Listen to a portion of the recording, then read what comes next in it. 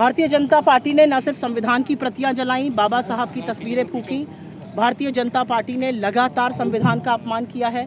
जब आप आरक्षण पे प्रहार करते हैं, जब आप दलितों और आदिवासियों के खिलाफ अत्याचार करते हैं, आप इस संविधान पे प्रहार कर रहे हैं। जब आप सरकारी कंपनियों को बेचते हैं, जब आप उसमें नौकरी की आवेदन नहीं लगाने देते, जब आप लैटरल एंट्री कराते हैं और जब आपके लोग खड़े होकर कहते हैं 400 सीट दे दो, संविधान बदल जाएगा।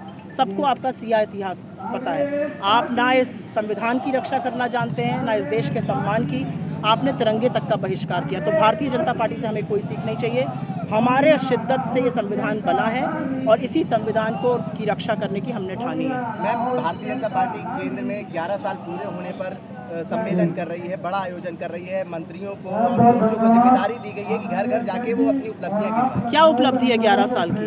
मैं आप लोगों से पूछना चाहती हूँ। 11 साल में इस देश को इस कगार पर ले आए कि 80 करोड़ को फ्री का राशन देना पड़ रहा है, बेरोजगारी और महंगाई भयावह है, आर्थिक असमानता है, विदेश नीति पूरी तरह से विफल है, हम बिल्कुल अलग थलग पड़े हुए हैं। आज असलियत यह है कि हिंदुस्तान के खिलाफ अमेरिका लगातार बोल रहा है। आज असलियत यह है कि इस देश के साथ बहुत कम मुल्क खड़े हैं। ये किसकी जिम्मेदारी है? क्या आपने अचीव किया है 11 साल में? सवाल तो इस बात का है।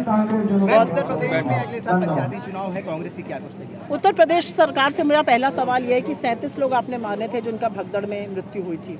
अब पता चलता है कि आपने 5-5 लाख देकर लोगों का मुंह बंद करा दिया, उनसे बुलवा दिया कि किसी और वजह से मृत्यु हुई है। 82 मौतें हुई हैं। इसका जिम्मेदार कौन है? उत्तर प्रदेश की सरकार इधर उधर की बातें करने से पहले कुछ नैतिकता भी दिखाए। जाति जनगणना पे कुछ कहेंगे? जाति जनगणना राहुल गांधी जी की एक बहुत बड़ी विजय है। उनका एक लक्ष्य है जिसको वो लेकर चल रहे हैं और वो सुनिश्चित करेंगे कि जातिगत जनगणना के माध्यम से सबको समान अधिकार मिले।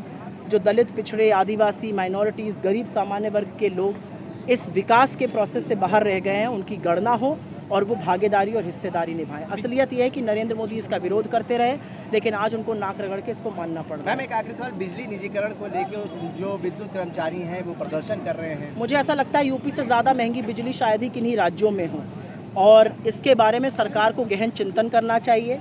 जिस तरह से एक के बाद एक उपक्रम बेचे जा रहे हैं और जिस तरह से बिजली का निजीकरण करने की बात है, ये सर्वथा गलत है।